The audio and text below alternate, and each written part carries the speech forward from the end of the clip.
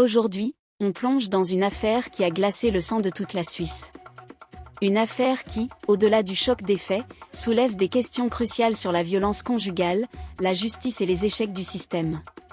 C'est l'histoire effroyable de Kristina Joksimovic, ancienne finaliste de Miss Suisse, brutalement assassinée par son propre mari dans des conditions inimaginables.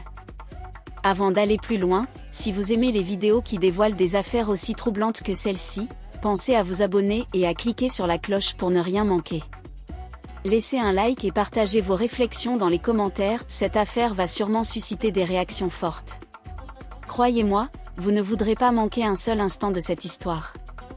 Imaginez une vie parfaite en apparence. Kristina Joksimovic, finaliste de Miss Suisse 2007, une femme belle, accomplie, mère de 2 enfants. Mais derrière ce masque de bonheur se cachait un cauchemar. Le 13 février 2024, cette femme a été retrouvée morte chez elle, à Binningen. Et ce que les enquêteurs ont découvert est tellement horrible qu'il paraît difficile d'y croire. Kristina a été étranglée, découpée à la scie, et ensuite, réduite en purée, dans un blender. Oui, vous avez bien entendu. Une fin atroce qui nous pousse à nous demander, comment en sommes-nous arrivés là? Comment un homme peut-il être capable d'une telle horreur envers celle avec qui il a partagé sa vie? Mais avant d'aller plus loin, je veux que vous réfléchissiez à quelque chose. Que feriez-vous si une telle histoire arrivait à une personne proche de vous? Comment réagiriez-vous face à une violence aussi insidieuse et destructrice? Laissez un commentaire avec vos pensées, et si cette histoire vous choque autant que moi, appuyez sur le pouce bleu et abonnez-vous. Ensemble, faisons en sorte que ces tragédies ne restent pas dans l'ombre. Un meurtre au-delà de l'entendement. Les premières informations révèlent une scène de crime abominable. Thomas L., le mari de Kristina, en instance de divorce à ce moment-là, a avoué le meurtre. Mais ce n'est pas un simple homicide, il a étranglé Kristina avant de la découper à l'aide d'outils domestiques, une scie sauteuse, un sécateur, et même un couteau. La sauvagerie de ces actes dépasse l'entendement. Puis, comme si cela ne suffisait pas, il a utilisé un mixeur pour broyer certaines parties du corps, les dissolvant ensuite dans un produit chimique. Thomas L. a tenté de se justifier en affirmant qu'il avait agi en légitime défense, prétendant que Kristina l'avait attaqué avec un couteau. Mais les preuves sont accablantes, l'autopsie a révélé que Kristina était déjà morte étranglée avant d'être mutilée. Les autorités suisses ont rejeté sans hésitation cette version des faits, qualifiant les actes de Thomas L. de sadiques et sociopathiques. Un passé marqué par la violence. Ce n'est pas la première fois que Thomas L. montre des signes de violence. Il était déjà connu pour des antécédents de violence conjugale, notamment avec une autre ancienne Miss Suisse, Krista Rigosi. Mais pourquoi personne n'a-t-il vu venir ce drame? Pourquoi ces signes d'alerte n'ont-ils pas suffi à prévenir l'irréparable? La société et la justice ont-elles une part de responsabilité dans cette tragédie? C'est une question qui doit nous pousser à réfléchir sur l'importance de prendre au sérieux chaque signal, chaque cri d'alerte dans les cas de violence conjugale. Si vous pensez que ce sujet mérite davantage d'attention, laissez un commentaire et dites-moi si, selon vous, la justice aurait pu éviter cette catastrophe. Et si ce type de contenu vous intéresse, pensez à vous abonner à la chaîne pour qu'on puisse continuer à sensibiliser sur des sujets aussi importants. Une libération conditionnelle refusée, mais est-ce suffisant? Après l'arrestation de Thomas L., une demande de libération conditionnelle a été formulée. Le tribunal de Lausanne a fermement rejeté cette demande, considérant l'ampleur des faits et les risques que l'accusé représentait. Mais pourquoi une telle demande a-t-elle même pu être envisagée, alors que le crime est d'une barbarie inouïe?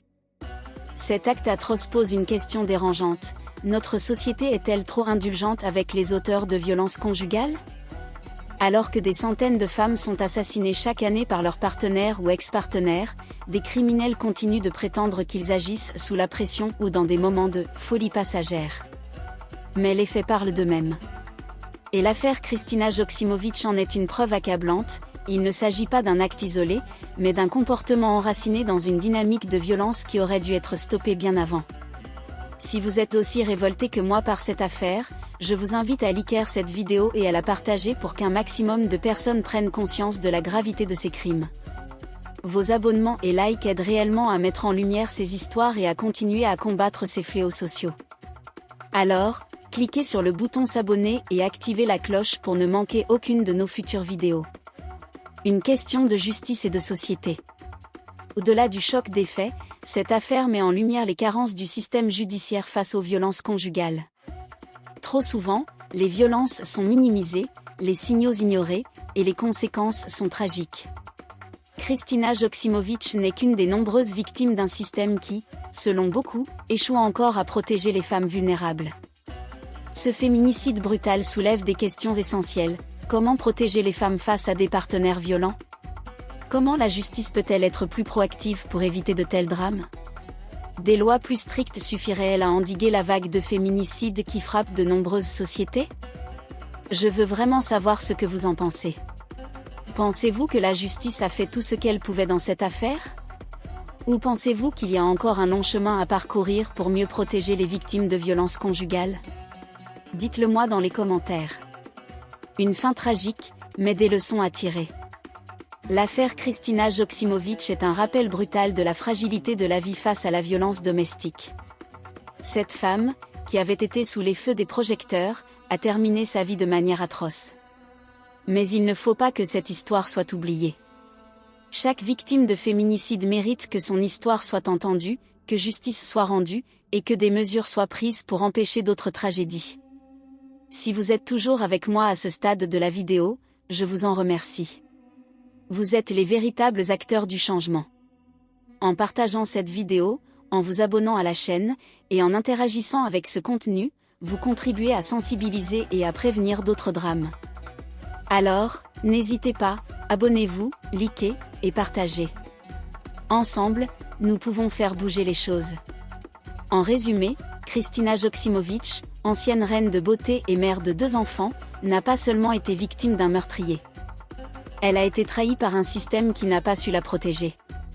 Ce féminicide barbare est le reflet de nombreux autres cas trop souvent ignorés, minimisés, ou tués.